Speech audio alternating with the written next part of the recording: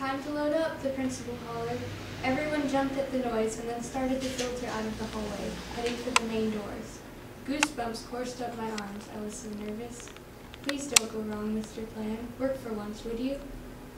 Okay, we're going to make a run for it as soon as I make the distraction. Clear? I whispered to my friends. They all nodded solemnly. Then we melted into the crowd of students, sticking together in a sea of confusion.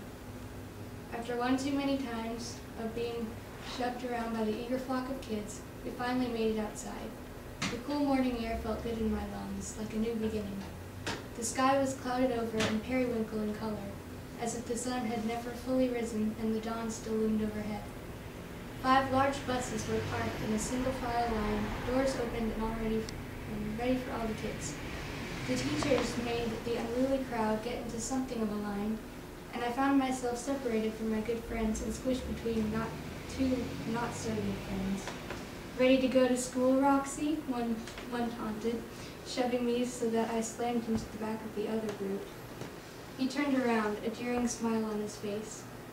Yeah, Roxy, ready for another house of pain? I rubbed my aching cheek that had hit his back. Leave me alone. Oh, they taunted, wiggling their fingers like little schoolgirls. Roxy's gonna bite us. You wanna bet? I pushed my way out of the line and away from them. A teacher caught sight of this and shouted over the crowd. Hey, back in line. In line, your face. I stared hard at the massive tree that loomed over one of the buses, my mind bent on making a distraction, willing the top branches to make a mess.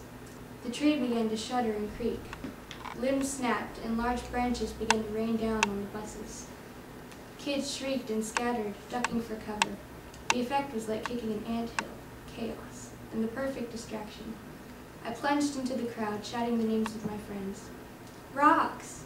The adorable duo crashed into me, both Zeke and Andrea hugging my middle too tightly for breathing. We got lost!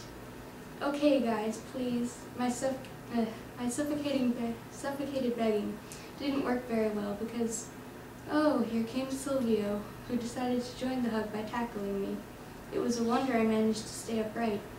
And there was Leon, chuckling at the scene before him. All right, guys, you're killing her. They let off.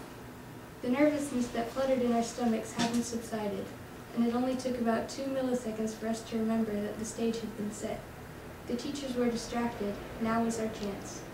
Grabbing one of both Zeke's and Andrea's hands, I bolted from the scene, Leon and Silvio following suit.